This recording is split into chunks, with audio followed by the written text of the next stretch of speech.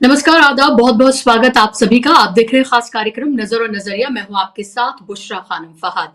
कल से exit poll आए हैं, तब से ही हंगामा जारी है। जाहिर सी बात है कि एनडीए या भारतीय जनता पार्टी, खासतौर पर भारतीय जनता पार्टी में कहूंगी कि इसको सेलिब्रेट करते हुए नजर आ रही है, कम से कम टीवी चैनल्स पर तो, कि दिखावे के लिए ही हम सेलिब्रेट तो करें कि हमारी सरकार एक बार फिर से बनने जा रही है। आपने देखा है कि एग्जिट पोल एक तरह से साजिश की तरह सामने निकलकर आते रहे हैं। लोकसभा चुनाव में आपने देखा कि किस तरह से 400 पार करवाया जा रहा था और बैसाखी की सरकार बनी।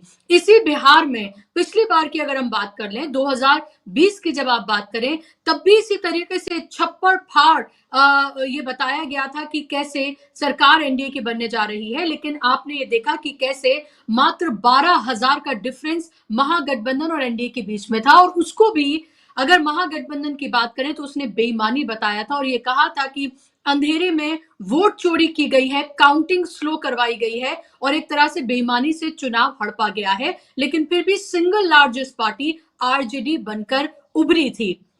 आज तेजस्वी यादव ने प्रेस कॉन्फ्रेंस करके उन्होंने अपने कार्यकर्ताओं का मनोबल बढ़ाया और ये कहा कि 14 तारीख को हमारी सरकार बनने जा रही है, 18 तारीख को शपथ ग्रहण समारोह होगा। उन्होंने ये भी कहा कि 72 लाख से ज्यादा जो वोटर्स हैं, उन्होंने वोट इसमें पिछली बार से ज्यादा किया है। जिस तरह की बंपर वोटिंग दोनों ही फेजेस में हमें देखने के लिए मिली है, तो क्या ये सिर्फ नीतीश को बचाने के लिए है? तो एक तरह से उन्होंने बोगस, बेकार और साजिश और खेल की तरह इन तमाम एग्जिट पोल को बताया है। आप ये भी देखेंगे कि हर बार जब भी एक नए राज्य के एग्जिट पोल होते हैं, एक कुछ नई एजेंसीज जो हैं वो सामने उभर कर आ जाती हैं, जिसका नाम ना आपने पहले कभी सुना होता है, जिनकी क्रेडिबिलिटी के बारे में ना पहले से आपको कोई पता होता है। और वो एजेंसीज अपने जो ना तो सैंपल बताती है कि कितना बड़ा उन्होंने सैंपल लिया है, किस तरह से उन्होंने ये एग्जिट पोल किया है। ऐसा लगता है कि घर में बैठकर किसी कोने में डिसाइड किया या किसी पार्टी के कहने पर या किसी के कहने पर उन्होंने ये एग्जिट पोल किया और सीधे तौर पर नतीजे जो हैं वो सामने रख दिए जाते हैं, एग्जिट पोल सामने रख दिए जाते हैं। कल से गोदी मीडिया नतमस्तक होकर गदगद है और ये बताने की कोशिश कर रहा है कि देखिए एनडीए की सरकार एक बार फिर से बनने जा रही है। लेकिन मैं आपको ये भी बता दूं कि डीबी लाइव ने भी अपना एग्जिट पोल किया, जिसको आपने बहुत पसंद किया और पूरी तरीके से वो एग्जिट पोल जो है उसका वो वायरल है और लोग जो बदलाव चाहते हैं वो इस पर यकीन करते हुए नजर आ रहे हैं। और सीधे तौर पर उन्होंने ये कहा है कि ये एग्जिट पोल में बदलेगा, इस तरह का यकीन लोगों ने डीबी लाइव के एग्जिट पोल में दिखाया है। आपको याद होगा कि लोकसभा चुनाव के दौरान भी हम लोगों ने एग्जिट पोल किया था और वो कैसे एग्जिट पोल में तब्दील हुआ था, तब जब तमाम जगहों पर 400 पार की बात कही जा रही थी। हम कोई टॉल प्रोमिसेस यहां पर नहीं कर रहे, लेकिन ये जरूर है कि हम किसी पार्टी या किसी राजनीतिक पार्टी से प्रभावित होकर नहीं, बल्कि जमीनी हकीकत आप तक पहुंचाते हैं। इस सबके बीच एक और जो बड़ी और अहम खबर जो मैं आपके सामने रखने जा रही हूं, जो आपको ये बताएगी कि 14 तारीख को असल में क्या खेल होगा या 14 तारीख के बाद क्या खेल हो सकता है, उसके बारे में मैं आपको बताने जा रही हूं।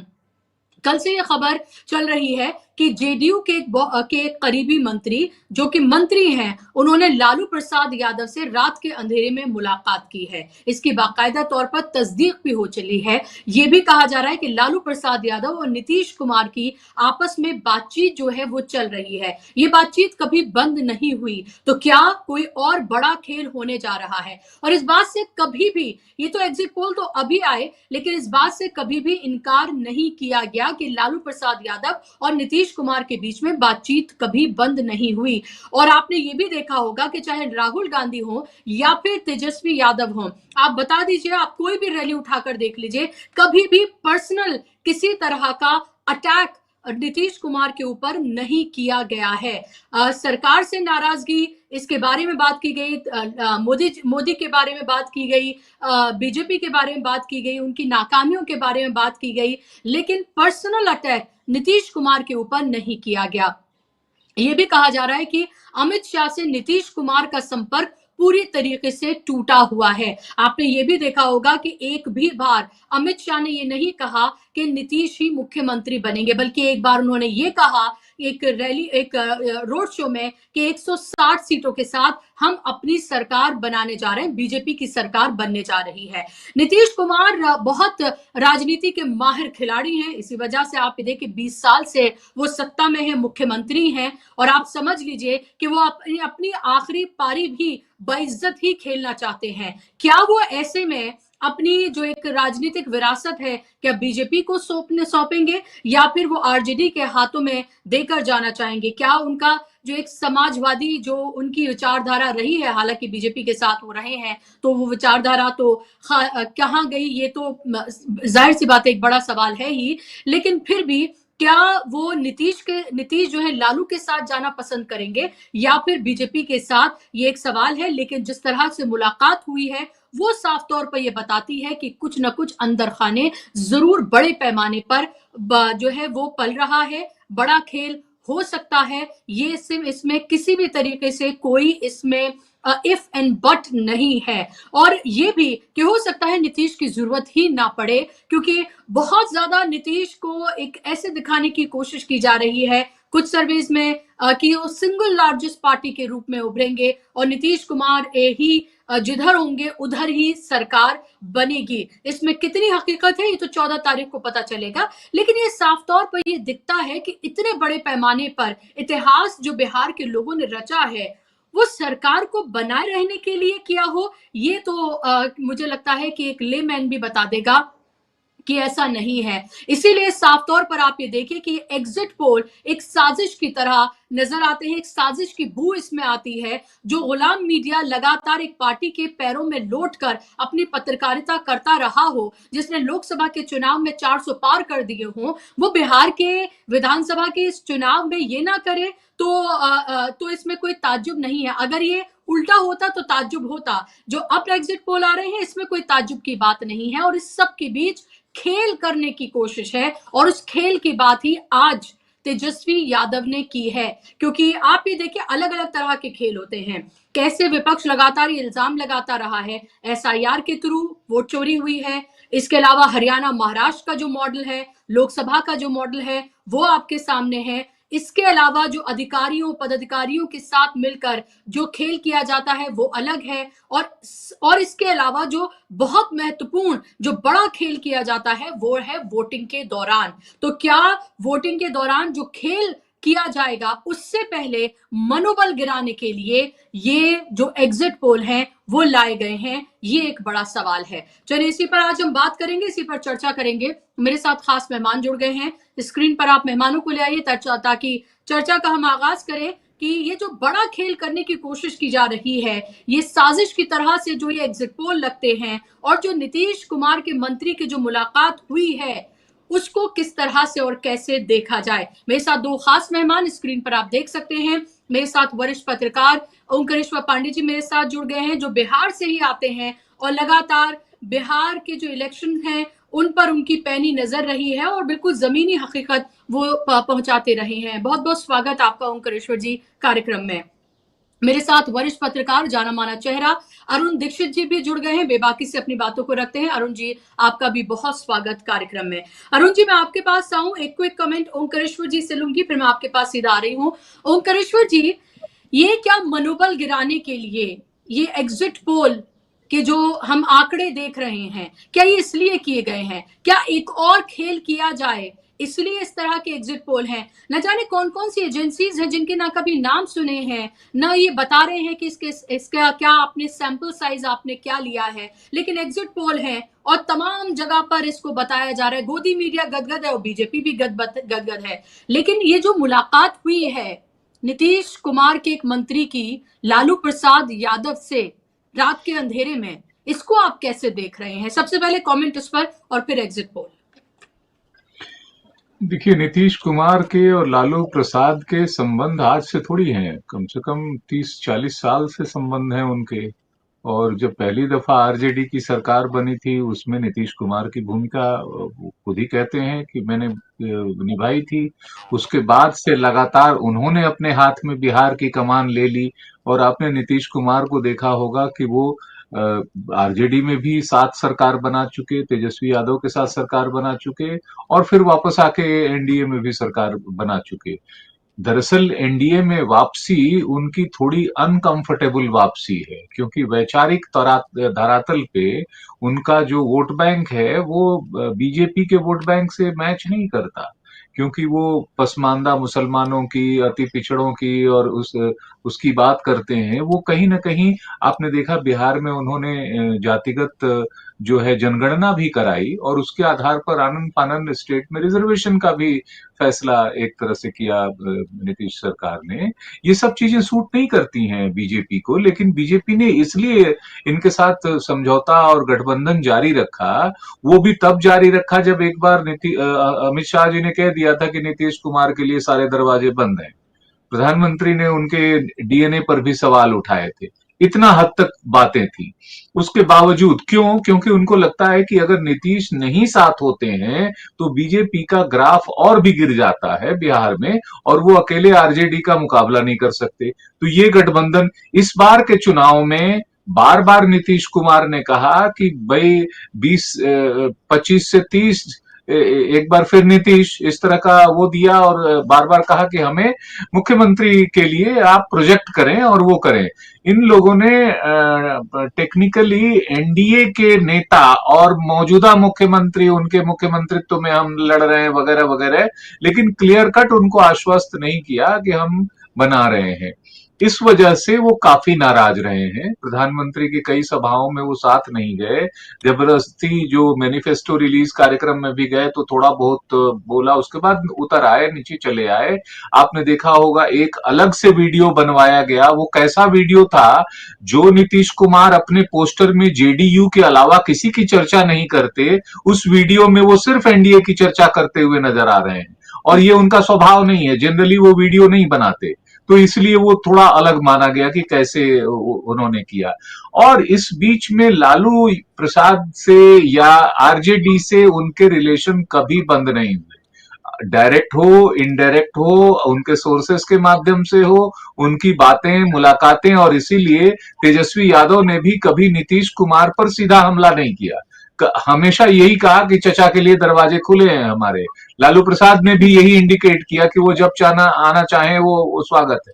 तो जब नीतीश कुमार, अगर मान लीजिए जिस तरह से बीजेपी ने उनको प्रोजेक्ट नहीं किया है नेक्स्ट सीएम के लिए, उनके हेल्थ के आधार पर या जो भी उनके लिए कारण बनाते हो, तो अगर वो बिद के, तो क्या पोस्ट चुनाव वो कोशिश नहीं कर सकते हैं कि आरजेडी के साथ चले जाएं और उनको पलटने में देर नहीं लगती? इसलिए उस संबंध का जो है एक मायने है और उसका बहुत बड़ा रिजल्ट हो सकता है पोस्ट ये जो रिजल्ट आते हैं उसके सिनेरियो में। एक बात, एग्जिट पोल की जो आपने बातें कही, एग्जिट पोल का मामला अब सीरियस हो रहा है, क्योंकि ये कहीं ना कहीं जनमानस को प्रभावित करता है। आप कहेंगे कि भैया चुनाव हो गया तो काहे का जनमानस प्रभावित? नहीं, चुनाव हो जाने के बाद सरकार कैसे बन रही है, किसकी बन रही है, और उसके रिजल्ट कैसे आ रहे हैं, रिजल्ट के प्रति भी मानस को तैयार किया जाता है कि अरे देखिए रिजल्ट ने तो कही दिया है कि हरियाणा जीत रहे थे, तो अब हरियाणा में जो हमने मैनेजमेंट किया वो उसमें छुप जाएगा कि भाई ओपिनियन पोल ने भी बताया, एग्जिट पोल ने भी बताया, और सारी दुनिया कुछ बता रही है, आप लोग गलत कर रहे हो, आप लोग क्यों ऐसे कर रहे हो। तो ये जो माहौल बनाने की कोशिश है, ये जो गोदी मीडिया से अब गोदी पोल होते चला जा रहा है कि पोल भी उसी तरह से है। क्या किसी सर्वे एजेंसी ने ये डिस्क्लेमर दिया है कि हमारा कोई कन्फ्लिक्ट ऑफ इंटरेस्ट नहीं है? क्या हम को किसी सर्वे करने वाली एजेंसी ने ये स्पष्ट रूप से कहा कि हम सरकार से कहीं से भी जुड़े नहीं हैं, या किसी पार्टी से जुड़े नहीं, विपक्ष से भी नहीं जुड़े हैं, और हमारा किसी से लेना देना नहीं है, ना फाइनेंशियल, ना बिजनेस, ना कोई प्रोजेक्ट? आज ये वक्त आ गया है कि ये पैमाना सेट हो। जब आप बहुत बड़े पैमाने पर जनमानस को, आप कोई दुकान खोल के नहीं बैठे हैं कि जिसको आना है आए, ले जाना है ले जाए। दुकानों तक में, फैक्ट्री तक में लाइसेंसिंग की व्यवस्था है। लाइसेंसिंग ना हो, इसका कोई प्रॉपर ऑथराइजेशन या वो हो, आप मेथोडोलॉजी बताएं, कितना वो आपका वो था, किस तरह की मेथोडोलॉजी यूज की, कितना सैंपल वो था, आपके साइज था, और क्या तरीके थे, और ट्रांसपेरेंसी और इंडिपेंडेंसी, ये सब चीजें अब गंभीर रूप से, ये इसलिए भी जरूरी है कि पिछले लोकसभा चुनाव से पहले जब एक स्टिंग ऑपरेशन किसी ने किया, उसमें कई सर्वे एजेंसियों का स्टिंग किया गया, तो कई उसमें से ये मानते हुए नजर आए कि हाँ ठीक है, अगर पैसे मिलेंगे तो हम 2-3% ऊपर नीचे कर देंगे या थोड़ा किसी को घटा देंगे, बढ़ा देंगे। ये सब ने देखा है उस स्टिंग ऑपरेशन को। इसके बाद हम उस पर भरोसा कैसे करें? आप कह रहे हैं भरोसा जी इसलिए कीजिए कि हमने मात्र 6-7 ही गलत किए हैं, उससे पहले बहुत गलत की सही हुआ है। बात इसका नहीं है कि उसके पहले सही हुआ, उसके पहले तो मीडिया भी ठीक था भाई साहब। उसके पहले तो नेशनल मीडिया, प्राइवेट मीडिया भी, जब मनमोहन सरकार थी तो इतना इंडिपेंडेंट था कि वो इतने जीरो दिखाता था कि उसको गिना नहीं जा सकता था, कि इतने लाख करोड़। अब वो मीडिया इतने लाख करोड़ कभी नहीं दिखाता है, चाहे वो इलेक्ट्रल बॉन्ड का मसला हो या तमाम हिंडनबर्ग की रिपोर्ट हो या कोई और घपला हो जाता हो, बिहार में 70,000 करोड़ का यूसी नहीं मिला, सीएजी की रिपोर्ट आती हो। अब ये गोदी मीडिया वहां तो नजर नहीं आता, इसलिए इसको गोदी कहा जा रहा है। आपके सारे क्वेश्चन भी विपक्ष से होते हैं, सरकार से सवाल पूछने की नहीं होती है। तो जब इस दौर में मीडिया गोदी हो चुका है, तो वही पोल एजेंसियां क्या इसी तरह गोदी पोल एजेंसियां हो गई हैं और वो माहौल बना रही हैं? वो इस बात को इग्नोर कर रही हैं कि तेजस्वी की सभाओं में स्पॉन्टेनियस भीड़ नजर आई, रोजगार के सवाल पे युवाओं का हुजूम नजर आया, और यहां पर अरेंज्ड जो है वो मीटिंग्स नजर आई कि भाई किस तरह से लोगों को लाया गया है। क्या उसके बाद मॉडल कोड ऑफ कंडक्ट की जिस तरह धज्जियां उड़ी हैं, और चुनाव के बीच में आप 10,000 के प्रचार और उसको देने की बात कर रहे हैं और कह रहे हैं कि अगला जी चरण भी आ रहा है।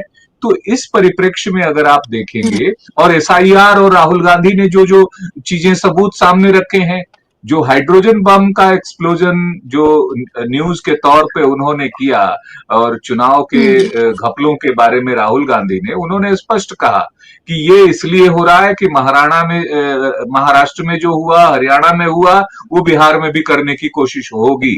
ये आशंका तो उन्होंने जताई है। इस आशंका के बाद ये चुनाव हो रहे हैं, इसलिए ये देखना होगा कि एग्जिट पोल कितने सही हैं और फाइनल रिजल्ट जो आता है क्या उन्हीं चीजों से प्रभावित है, क्या राहुल गांधी की आशंका के अनुसार है, या थोड़ा निष्पक्ष है, थोड़ा अलग है। जी जी बिल्कुल। ये महत्वपूर्ण सवाल है और जाहिर सी बात है ये सवाल उठना जरूरी भी है, क्योंकि कहीं ना कहीं एग्जिट पोल करके जो जनता है उसमें मायूसी भी लाने की एक तरह से कोशिश नहीं बल्कि बिल्कुल साजिश जो है वो की जाती है। ये साजिश का वर्ड ही मैं इस्तेमाल करूंगी, क्योंकि जो दिख रहा है और जो एग्जिट पोल है वो साफ तौर पर बिल्कुल इसके पोल सपाट जो है वो नजर आते हैं। और ये हमने अक्सर देखा भी है, और लोकसभा का एग्जाम्पल वो जीता जागता एग्जाम्पल है जो हमने देखा कि कैसे 400 पार कराया गया, क्योंकि वही उनको ब्रीफिंग मिली थी। और फिर हुआ क्या, बैसाखियों की सरकार, वो भी हमारे सामने है। अरुण जी, आप इसको कैसे देख रहे हैं, इस मुलाकात को भी और एग्जिट पोल के जरिए होती हुई साजिश को भी? क्योंकि इस बार हमने ये देखा कि आरजेडी, क्योंकि उनके कार्यकर्ता बड़े पैमाने पर हैं और चप्पे चप्पे पर हैं बिहार में, कांग्रेस के उस तरह से नहीं है, लेकिन लेफ्ट पार्टी और आरजेडी के, और सबसे ज्यादा आरजेडी के हैं। आके तेजस्वी यादव ने जिस तरह से अपने कार्यकर्ताओं का मनोबल बढ़ाने और जो उनके सपोर्टर्स हैं उनका मनोबल बढ़ाने और सीधा जो मैसेज उन्होंने दिया है, इसका कितना असर आप देखेंगे? और ये साजिश क्या एक और चुनाव को हड़पने के लिए ये एग्जिट पोल की साजिश क्या की गई है? बुशरा जी, जो पांडे जी कह रहे थे मैं उस बात से पूरी तरह सहमत हूं, लेकिन मैं दूसरी तरफ से बात करूंगा। हम लोगों ने चुनाव प्रचार के दौरान देश के प्रधानमंत्री को देखा, कितने बौखलाए हुए थे, कितने पीड़ित थे, वो अपनी भाषा नहीं संभाल पाए, उनको ये डर, देखिए उन्होंने पहले अपनी मां का इस्तेमाल किया, उसके बाद वो लगातार तेजस्वी पर हमले करते हुए सिक्सर से 6 फेर, कट्टा अड़ाओ, जितना उन्होंने इंटेंसिव, जैसे एसआईआर हो रहा वैसे मोदी एसआईआर की तरह प्रचार कर रहे थे, उसको देखें। फिर अमित शाह को देखिए आप, अमित शाह जो है लंबे समय तक वहां बैठे और एक एक चीज पर नजर रखी। उन्होंने ये क्यों किया? अगर यही हो रहा था जो एग्जिट पोल कह रहे हैं, तो क्या नरेंद्र मोदी इस तरह की चीजें करते? क्या अमित शाह को वो अमित शाह वहां पड़े रहे, दिल्ली में विस्फोट हो गया, वो वहां घुसपैठिए करते रहे, या सच में घुसपैठिए आ गए हरियाणा दिल्ली और उसमें, जो उनके अपने राज्य वाले, अपनी सरकार वाले राज्य हैं। मूल बात यह है कि पूरे चुनाव के दौरान बीजेपी दो चीजें कर रही थी। एक तरफ तो नीतीश को लेट डाउन करने की कोशिश हो रही थी लगातार, मोदी से ज्यादा कोशिश की अमित शाह ने, और दूसरी तरफ उनकी घबराहट भी साफ दिख रही थी। रैलियों में लोगों को ढोके लाना, ऑर्डर निकालना, विद्यालयों से लाना, ये सारी चीजें उसके दौरान सामने आई। और सबसे बड़ी चीज है, चुनाव आयोग कहीं नहीं दिखा। जो इलेक्शन के दौरान जिस तरह से मॉडल कोड ऑफ कंडक्ट का पालन कराया जाना चाहिए, तो वो भी नहीं हुआ। तो एक तरफ पूरी ताकत नरेंद्र मोदी और अमित शाह ने लगाई, बीजेपी ने नहीं लगाई, इन दोनों लोगों ने लगाई, क्योंकि बीजेपी इनके अलावा बिहार में नहीं है। इन्होंने किसी भी मजबूत बीजेपी के नेता को बिहार में सीधे नहीं खड़े होने दिया। ठीक है, रविशंकर प्रसाद प्रचार कर रहे थे, बात कर रहे थे, राजीव रूडी भी थे, लेकिन उनकी हैसियत क्या है? और बिहार में कौन बीजेपी का नेता है? पहले सुशील मोदी होते थे, अब वो रहे नहीं। अदरवाइज मिनी मोदी बनते हैं गिरिराज किशोर और बाकी लोग। तो उनका क्या असर है, ये इससे देख लीजिए कि अब कितनी मेहनत नरेंद्र मोदी जी ने की है। दूसरी बड़ी बात जो है जिन पर हम आते हैं वो ये है, पैसे से लेके हर चीज सरकार के जरिए कैश, और उसके बाद अंडर द टेबल कैसे पहुंचा, ये भी देखा है। चुनाव प्रचार के दौरान आपने देखा कि एक उप मुख्यमंत्री, डिप्टी सीएम, गांव में लोगों ने उन पे गोबर फेंक दिया तो अपने सिक्योरिटी गार्ड से कहते हैं गोली मारो। और वो इतने फ्रस्ट्रेट थे कि विपक्ष के कैंडिडेट पे शराब पी के प्रचार करने का आरोप लगाया। हालांकि उसी वक्त वो जाहिर हो गया। मूल में बात कहने की कि पूरा फ्रस्ट्रेशन, चाहे मोदी हो चाहे प्रत्याशी हो, वो जमीन पे दिख रहा था। जब गली गली में ये दिख रहा है कि जनता का मूड क्या है, एसआईआर के बाद क्या हुआ है, कितने वोट काटे हैं, कैसे कैसे लोगों को परेशान होना पड़ा है, वो साफ दिख रहा था। और जो नेचुरल स्वतः स्फूर्त भीड़ आ रही थी राहुल और तेजस्वी की रैलियों में, मोदी जी के साथ भी ऐसा नहीं था, नीतीश कुमार को साथ लेके नहीं चले। उसके बाद ये एजेंसियां कैसे, ये कौन है? जो बात पांडे जी कह रहे थे वही है कि घुमा के एक माहौल बनाने की। पूरे चुनाव प्रचार के दौरान 11 तारीख की शाम तक जो माहौल था उसको बदलने की कोशिश, ये कह के अरे एग्जिट पोल में तो सब जीत रहे हैं, सब जीत रहे हैं।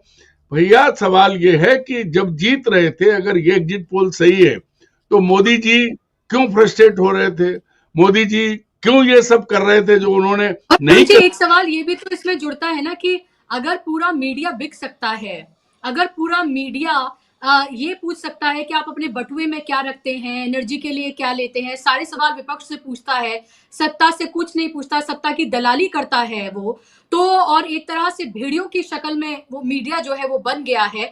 तो सवाल ये है कि एजेंसीज क्यों नहीं बिक सकती? फिर अगर पूरा कॉर्पोरेट मीडिया बिक सकता है तो एजेंसीज भी बिक सकती हैं। इस पे क्यों इतना यकीन किया जाए? सवाल तो ये है। मैं आपसे दूसरी बात कहता हूं, जो जिस मीडिया की आप बात कर रहे हैं उस पर तो अब शर्म आती है। कौन था वो लड़का जिसने गाली दी थी? गाली किसको दी थी? वो पकड़ा गया, वो जेल गया।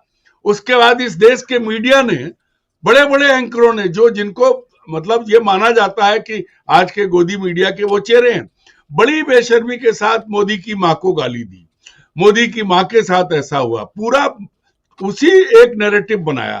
तो वो मीडिया जो है उससे आप कोई उम्मीद नहीं कर सकते, वो कुछ भी कर सकता है। और मुझे तो ये लगता है कि जो एजेंसियां हैं, जो अभी पांडे जी ये बात कह रहे थे कि इनके लिंक ढूंढो, आप अगर इनकी जड़ें तलाशेंगे तो इनकी जड़ें तलाशने में निकल के आएगा कि ये कहां से चले। मैं आपको मध्य प्रदेश की एक बात बताता हूं। विधानसभा चुनाव के वक्त हम लोग जमीन पर घूम रहे थे, सिर्फ एक एजेंसी ने, जो आरएसएस से जुड़ी हुई, ये कहा और एग्जैक्ट वही नंबर दिया। वो नंबर जो अमित शाह ने अपनी रैली में कहा, वही नंबर उस एजेंसी ने दिया, और वही एक एजेंसी का जो है नतीजा बिल्कुल एकदम जो है वो सही आया। बाकी जो 10 है उनका किसी का नहीं, सब उल्टा था। तो अब ये जब अमित शाह जो नंबर दे रहे हैं रैली में, और वो जो है पोल में आ रहा है, एग्जिट पोल में, अब इसको कैसे आप डिफाइन करोगे? समस्या ये है कि मीडिया साख खो चुका, हैसियत खो चुका, वो तो है। बेशर्मी इतना हो गया है कि झूठ पर झूठ। अगर एक नैरेटिव, अगर कहीं कल को कोई कह देता कि एक रैली में मोदी जी पर अटैक हो गया, एक अफवाह उड़ती तो मीडिया बिना जांच किए, क्योंकि चीन में मोदी जी पे अटैक हो गया, इसकी बात भी हो गई, तो इसलिए वो गए। झूठ को हमारे देश का मीडिया पूरी ताकत से चला रहा है। और ये जो जितनी एजेंसियां हैं जिन्होंने एग्जिट पोल किया है, ये सब उसी में शामिल है। अब जो बात आप मंत्री की करी थी, देखिए पुराने साथी हैं, लंबा समय है, कॉलेज के दिनों के साथी हैं लालू और नीतीश, छात्र राजनीति से आए हैं, जेपी मूवमेंट में थे। जो भी हो, स्वाभाविक रिश्ते लालू और नीतीश के होंगे, वो नीतीश और मोदी के नहीं होंगे कभी, क्योंकि मोदी ने आज तक ऐसा कौन अपना जिसको धोखा नहीं दिया है। और पिछली बार जरूर कोई न कोई नस दबाई गई होगी, अन्यथा नीतीश कुमार बीच में नहीं छोड़ते।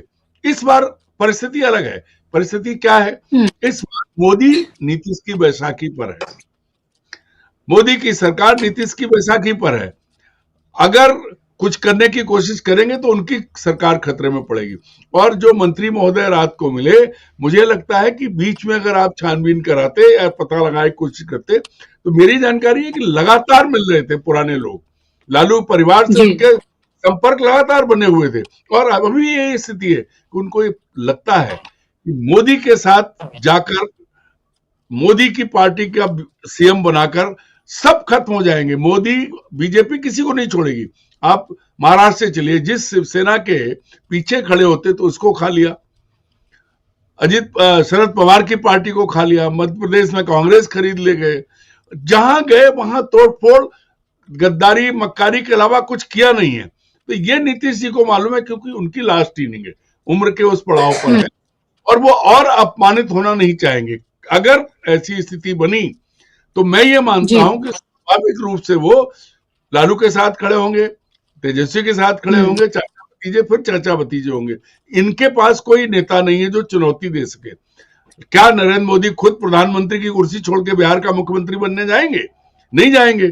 फिर किसको लाएंगे आगे? तो और फिर वही कराएंगे। देखिए, मध्य प्रदेश में मोहन यादव, हरियाणा में भजन लाल, छत्तीसगढ़ में विष्णु साय, दिल्ली में रेखा गुप्ता, हरियाणा में नायब सैनी, झारखंड, उत्तराखंड में पुष्कर धामी, ये जो नाम है, ये कहीं कोई नेता नहीं थे। इनको सबको मोदी ने बनाया और आगे कर दिया। ठीक वही स्थिति है देवेंद्र फडणवीस की, भूपेंद्र पटेल की। तो मोदी का ये प्रयोग जो है, क्योंकि इनके पास कोई नेता नहीं, ये प्रयोग बिहार में नहीं चलेगा। हाँ, अगर मोदी जी ये तय करें कि मैं खुद मुख्यमंत्री बनूंगा या अमित शाह को बनाऊंगा, तब तो कुछ हो सकता है। अन्यथा जो है, बिहार के लोग, उन्हें मालूम है कि जिसके साथ ये खड़े हुए उसको इन्होंने खत्म किया है हर राज्य में। जी। मैं अभी बात कर रहा था, मेरे मित्र उड़ीसा के रिटायर्ड अफसर है, उड़ीसा में हालत खराब है, उड़ीसा के लोग परेशान हैं। वो जिसको उन्होंने मुख्यमंत्री बनाया है उसके बूते कुछ हो ही नहीं रहा है, लोग पुरानी चीजों को याद कर रहे हैं। तो ये जो प्रयोग है इनका, बिहार में ये नहीं चल पाएगा। अगर कुछ ऊंच नीच होती है तो मैं तो देख रहा हूं कि नीतीश और लालू एक साथ खड़े हैं, कुर्सी किसके पास रहेगी। ठीक है, तो क्या ऐसे कंडीशन में महत्वपूर्ण बातें आपने कही हैं ओंकारेश्वर जी, क्या तेजस्वी यादव अपनी कुर्सी त्याग सकते हैं? क्या एक बार फिर से वो लोकतंत्र, संविधान को बचाने के लिए, बिहार को बचाने के लिए जिस तरह की बातें वो करते हैं, ये उन्हीं के शब्द हैं, क्या वो कुर्बानी दे सकते हैं? क्योंकि नीतीश कुमार के लिए तो अल्टीमेटली मैटर करती है कुर्सी, और क्या बीजेपी कॉम्प्रोमाइज करे? क्योंकि बीजेपी का तो ये ख्वाब रहा है कि वो अपने दम पर बिहार में सरकार बनाए, लेकिन 101 पर ही वो लड़ रहे हैं। कितने भी अगर एग्जिट पोल की भी बात कर लें तो उसमें भी अगर खराब परफॉर्मेंसेस की बात करें तो उसमें कहीं ना कहीं बीजेपी को दिखाया गया है। बीजेपी अपने दम पर तो जाहिर सी बात है कितनी भी कोशिश कर ले, बिना नीतीश के तो सरकार नहीं बनाने जा रही है। तो फिर ऐसे में क्या सिचुएशन को आप देखते हैं? किंग मेकर्स देखते हैं आप, या किंग मेकर कोई आप देखते हैं? चुनाव नतीजों से पहले इस बात को कहना और उसको वो करना, मुझे लगता है कि ये थोड़ा सा अन्यायपूर्ण होगा, क्योंकि जो जिस प्रकार की हवा पूरे बिहार में देख रही है वो बदलाव की हवा है। उस बदलाव की हवा में तेजस्वी यादव ने भी दावा किया कि हम तो पूरे मेजॉरिटी से जीत रहे हैं, और उसके प्रति पूरी तरह आश्वस्त भी हैं। सभी, पूरा समूचा देश देख रहा है, 13 करोड़ बिहार की जनता देख ही रही है, 140 करोड़ लोग बिहार के जनादेश को देखना चाहते हैं। और ये भी देखना चाहते हैं कि क्या हो रहा है। राहुल गांधी ने जो कहा, क्या वास्तव में वो रिपीट हो रहा है महाराष्ट्र हरियाणा की तरह, या बिहार का फैसला बिहार की जनता पे छोड़ा गया है और वो अलग है। ये फैसला और वो जो सभाओं से लेके और बाकी चीजों में मुद्दों से लेके, अलायंसेस से लेके, आरोपों से लेके, सब चीजों पे एक एक थ्रेडबेयर देखिए तो वो चीजें आरजेडी और महागठबंधन के फेवर में दिखाई देती हैं।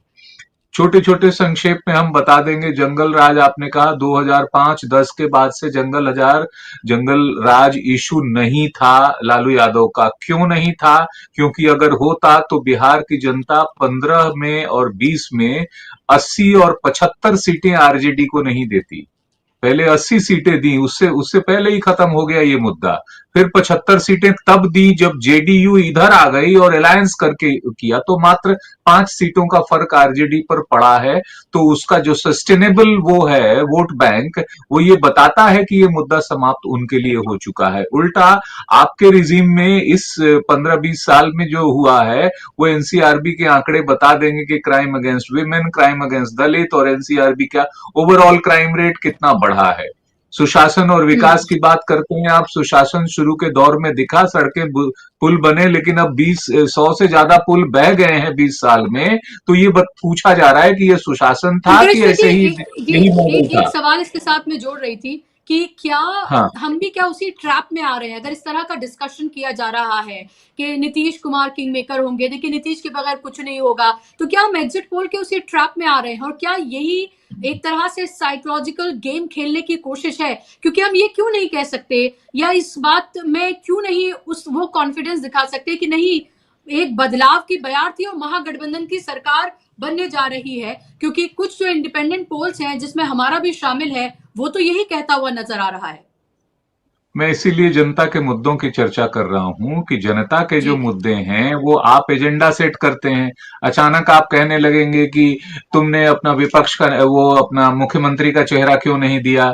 जब तेजस्वी को दे दिया गया तो इन्होंने फिर कुछ कहना किया कि फिर मुस्लिम चेहरा क्यों नहीं दिया। अरे भाई, बीजेपी में भी मुस्लिम चेहरे मौजूद हैं, शहनवाज हुसैन मौजूद हैं, उन्हीं को बना देते। आपने अपना चेहरा क्यों नहीं बताया? तो ये पूरे चुनाव में आप देखेंगे कि बहुत तरीके से बीजेपी और उसका पूरा इकोसिस्टम इंक्लूडिंग गोदी मीडिया वो सिर्फ और सिर्फ नैरेटिव सेट करने में लगा रहता है। अब उसमें वो एग्जिट पोल भी शामिल हो गए हैं कि आपको मानसिकता तैयार कर दे रहे हैं। किस आधार पे कह रहे हैं भाई कि इतना मैसिव रूप से इंडिया गठबंधन हार रहा है और आप जीत रहे हैं? किन मुद्दों पे? जरा मुद्दा बताइए। महिला वोटर्स आपने कहा कि नहीं, महिला वोटर्स का हुआ। महिला वोटर्स में सवाल ये पूछा जाना चाहिए कि 10,000 कैसे दिए? चुनाव के ऐन पहले दिए और उसके बाद मतदान के बीच में आपने उसको रिपीट किया, कहा कि और आ रहे हैं खाते में और 2 लाख और आ जाएंगे खाते में। ये रिश्वतखोरी है या फिर चुनाव है? आपने 2 साल पहले उन्हीं महिलाओं को क्यों नहीं दिया? और क्या सारी की सारी महिलाएं एक ही पार्टी में चली गई? बीजेपी के पास तो ये महिलाएं 2015 में भी थी, 20 में भी थी। जब प्रधानमंत्री मोदी का जलवा बहुत ऊपर था तब भी ये महिलाएं थी, तो वो मैक्सिमम वोट करती थी। अगर जेडीयू की बात करें, नीतीश बाबू की बात करें, तो जिस समय शराबबंदी की उसके बाद जो महिलाओं को पंचायत में आरक्षण दिया, तो पिछले चुनाव में महिलाएं छोड़ के क्यों चली गई? 43 पे क्यों गिराए? तो आप कहेंगे कि नहीं, वो चिराग पासवान की वजह से गिरा है। चिराग पासवान तो अभी भी अलग लड़ रहे हैं, देखते हैं कितनी सीटें वो जीत के आते हैं। तो क्या चिराग पासवान के वोटों के आधार पर नीतीश की वोट बढ़ेंगे? और क्या इनके वोटों के आधार पर बीजेपी के वोट बढ़ेंगे या घटेंगे? ये नॉन कंट्राडिक्टरी, ये ऐसे तर्क हैं ताकि हमारे कुकर्मों को छुपाया जा सके। हम कुछ मैनेज करें, महाराष्ट्र हरियाणा करें, राहुल गांधी जो कह रहे हैं वो करें, उसको छुपाने के लिए आप नैरेटिव दे लीजिए। वरना आप ये बताइए कि बीजेपी अपना चेहरा क्यों नहीं बता पाई? 20 साल में एक लीडर नहीं निकाल पाए आप कि आपका नीतीश के बराबर का कद का कोई योगी आदित्यनाथ हो या कोई और हो, या फिर वो संगठन में ही कोई मनोहर लाल खट्टर जैसा कोई हो? क्यों नहीं निकल पाया? और जो हैं आपके पास, जो बड़े चेहरे हैं, उनका आप इस्तेमाल नहीं करते। राजीव प्रताप रूडी जैसे यंग फेसेस हैं, ये रविशंकर प्रसाद जैसे कानून मंत्री रहे हैं, लालकृष्ण आडवाणी का रथ रोकने वाले हैं, और तमाम ये जो है वो उस समय उन्होंने वकालत की थी। तो जो जितना जितना कुछ आपके पास है उसमें से आप चेहरा जी दिखाने क्यों नहीं दिखा पा रहे हैं, ये भी सवाल है। क्योंकि आपको लगता है कि नहीं नहीं, बिहार में हमको भी जाति की राजनीति करनी है, हमको भी वही करना है जो दूसरे करने, तो फिर आप पार्टी विद डिफरेंस कहां हुए? अगर आरजेडी कास्ट बेस्ड पॉलिटिक्स करती है, अगर Nitish Kumar caste based politics करते हैं, तो बीजेपी कहती कि we are a party with difference, हम कास्ट बेस्ड नहीं करते, हम रविशंकर प्रसाद को अपना चेहरा बनाते हैं। या रोज पाकिस्तान भेजने वाले गिरिराज सिंह हमारे चेहरे होंगे, क्योंकि वहां से जितने भी लोग होंगे उनको भेजें। आप चेहरा क्यों नहीं बनाते?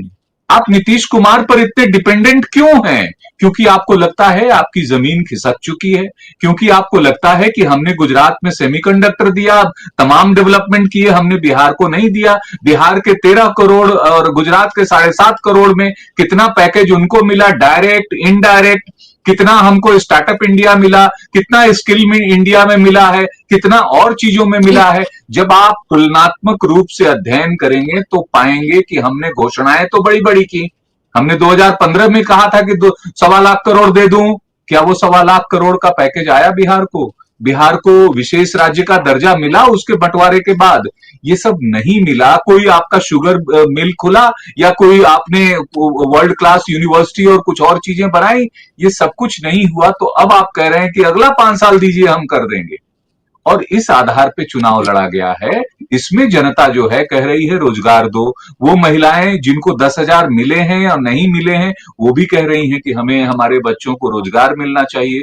तो मुद्दा ये रहा है। इस मुद्दे को छुपाना है तो आप दूसरे मुद्दे उठाएंगे और कहेंगे कि साहब देखिए ये था नैरेटिव बिहार में। ये है एग्जिट पोल का इस तरह से ढंकना, इसको कहते हैं। जी जी बिल्कुल। और जाहिर सी बात है कि ये तमाम चीजें और ये तमाम बातें बताना भी बेहद जरूरी है कि कैसे देखिए कि क्या एक रोजी पिक्चर आपके सामने रखने की कोशिश की जा रही है, और हमेशा ये बताने की कोशिश होती है कि देखिए नरेंद्र मोदी जैसा चेहरा, तो इसीलिए कुछ भी मुमकिन है। और इस बार नीतीश कुमार को ढाल बनाया जा रहा है। लगातार ये नैरेटिव ये सेट किया जा रहा है कि देखिए उनको एक गुड बाय गिफ्ट जनता देना चाहती है। तो भाई 20 साल से वो है यहाँ पर, ऐसा कौन सा गुड बाय गिफ्ट? क्योंकि लास्ट टाइम भी यही कहा गया था 2020 में, अगर याद हो, कि नीतीश कुमार जो है उनका आखिरी इलेक्शन है, लेकिन अब फिर ये कहा जा रहा है कि आखिरी इलेक्शन है। तो आखिरी इलेक्शन के नाम पर क्या बिहार की जनता जो उसके अपने मुद्दे हैं रोजी रोटी रोजगार के, क्या उसको वो दरकिनार कर देंगे? क्योंकि उनको तो फिलहाल ये पता है ना कि नीतीश कुमार को अगर वो इतने बड़े पैमाने पर वोट देकर अगर इतनी सीटें देते हैं तो किसके साथ सरकार वो बनाने जा रहे हैं। ये तो पॉसिबिलिटीज है ना कि वो लालू के साथ जा सकते हैं, लेकिन अगर सामने देखा जाए तो चुनाव तो उन्होंने बीजेपी के साथ मिलकर ही लड़ा है, 101 और 101 पर। तो ये सवाल तो कहीं ना कहीं ये बनते ही हैं। सवाल ये भी अरुण जी, फर्ज कर लीजिए, हालांकि मैं फर्ज नहीं करना चाहती, कि ये एग्जिट पोल में से कुछ भी अगर सच्चाई अगर निकलती है, तो क्या हरियाणा महाराष्ट्र की तरह जनता ऐसे ही अपने ऐसे ही बैठ जाएगी, या बिहार को कुछ आप अलग देखते और आंकते हैं? देखिए, मुझे ये लगता है कि बिहार के लोग सबसे ज्यादा जागरूक हैं। बिहार में गरीबी है, अशिक्षा है, लेकिन जो नागरिक बिहार के हैं, आप उन्हें आम खारिज नहीं कर सकते। अनपढ़ भी बिहार का लड़का अगर आपको मिलेगा कहीं काम करते हुए, तो आप उसको ऐसे नहीं कि हाँ ठीक है एवं ही है, ये नहीं चलेगा। मूल बात जो अभी बात हो रही है, इतनी बड़ी बात, कोशिश क्या कर रहे हैं? कोशिश ये नैरेटिव बनाने की कर रहे हैं कि ये जो एग्जिट पोल आए हैं यही सही है और हम जीत रहे हैं। ये दिखाने की कोशिश नरेंद्र मोदी और अमित शाह कर रहे हैं। आप देखिए कि किस स्तर पर जाकर के उन्होंने प्रचार किया और कहां से क्या बात पहुंची अभी तक। नीतीश कुमार जी को पूरे चुनाव के दौरान उन्होंने नीचा दिखाया है, इंसल्ट किया है, अलग अलग बातें की हैं। अब अगर अमित शाह ये कहते हैं कि हम 160 सीटों से अपनी सरकार बनाएंगे, तो वो पहले भी बात हुई थी, तब पूछा था मैंने, कहां से लाएंगे आप? जब आप लड़ 101 पर रहे, कहां से लाएंगे? क्या आप खरीदेंगे? आप फिर वही सब चलाएंगे जो आपने पहले किया है? क्योंकि एक बात पक्की है, तेजस्वी और राहुल ने बिहार के युवाओं को यह समझा दिया है कि विक्ट्री चाहिए बिहार में और फैक्ट्री लगेगी गुजरात में। ये जो नारा था, इसका असर तो है, क्योंकि आप देखिए, दुनिया ने देखा था जब कोरोना आया था, सबसे ज्यादा दूर तक पैदल चलने वाले मजदूर कहाँ के थे?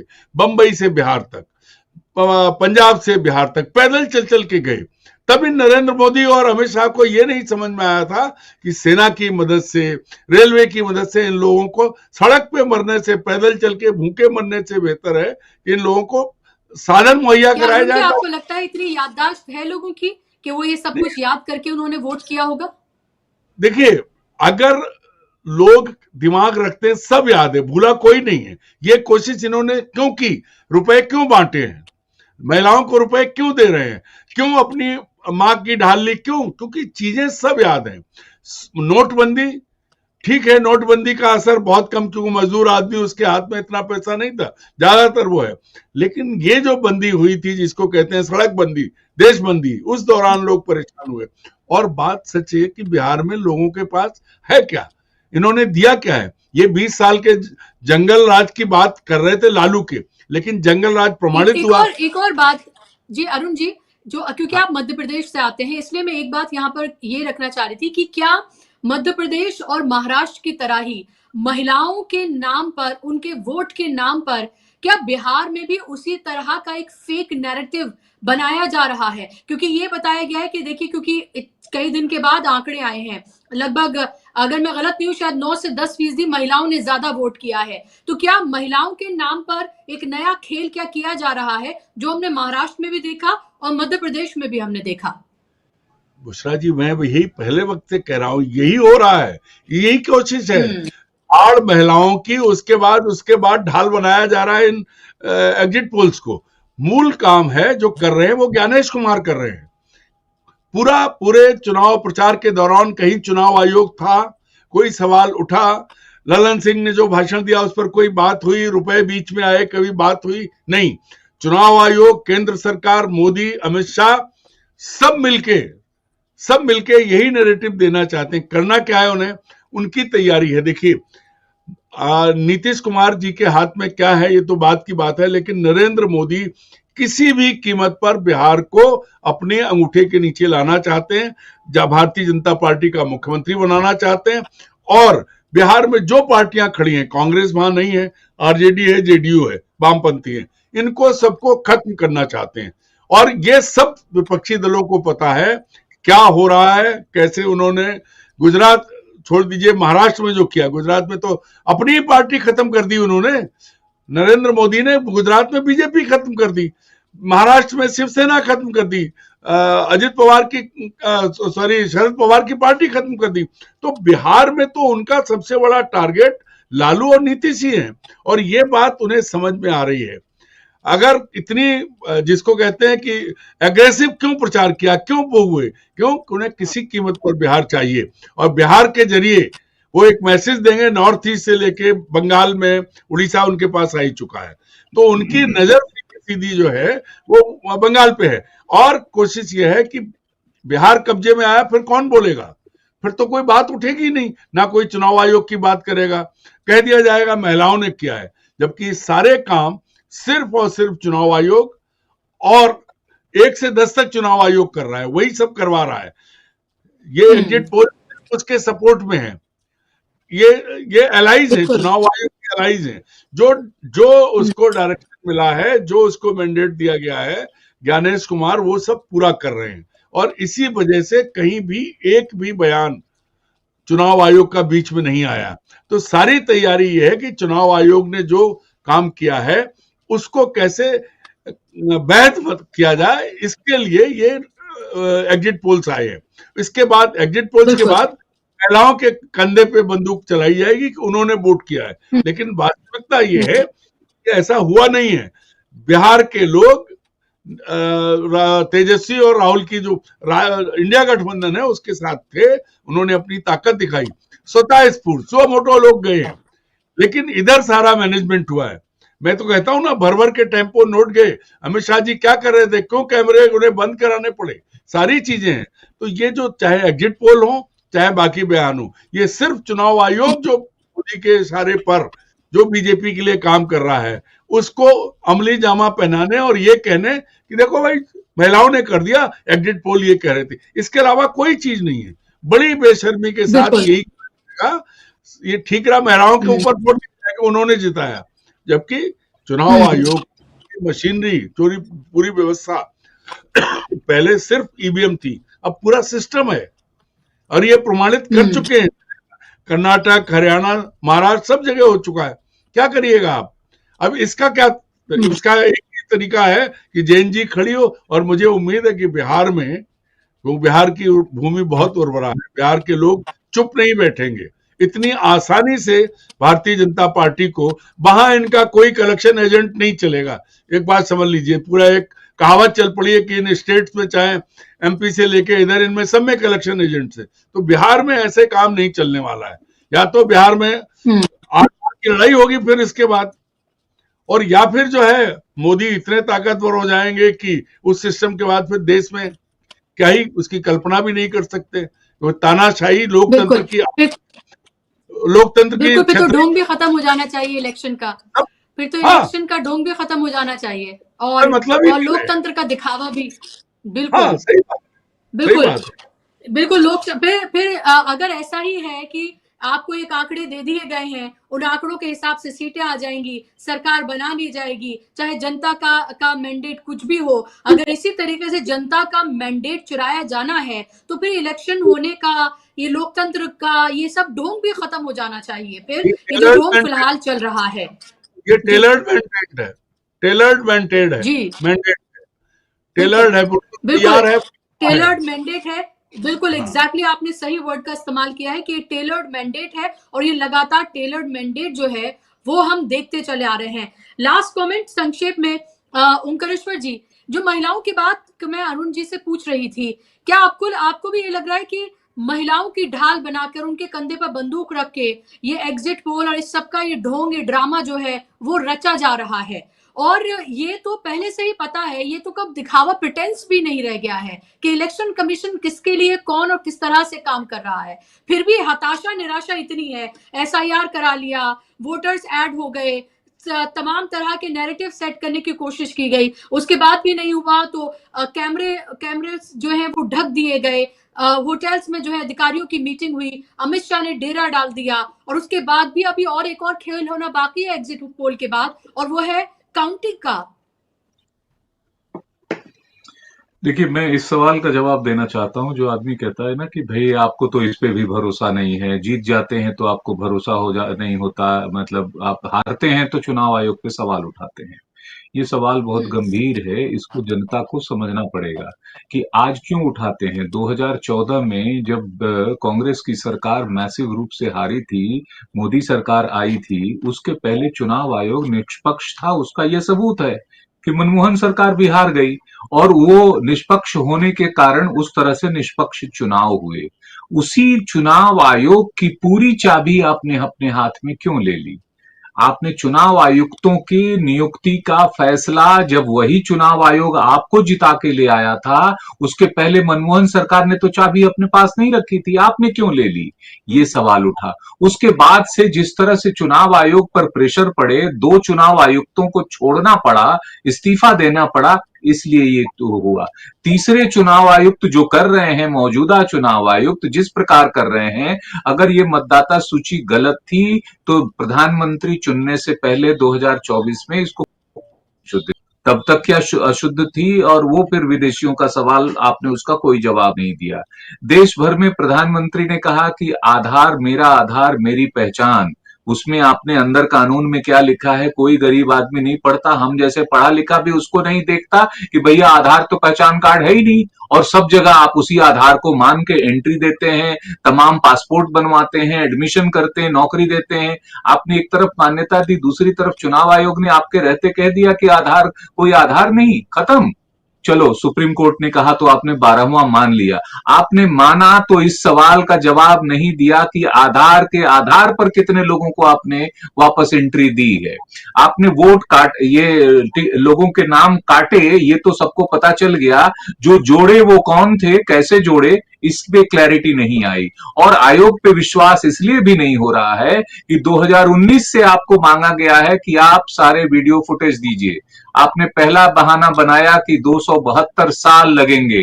क्वांटम चिप के युग में आप, ये भारत की टेक्नोलॉजिकल क्षमता का अपमान है, इस तरह के बयान जो भी हैं।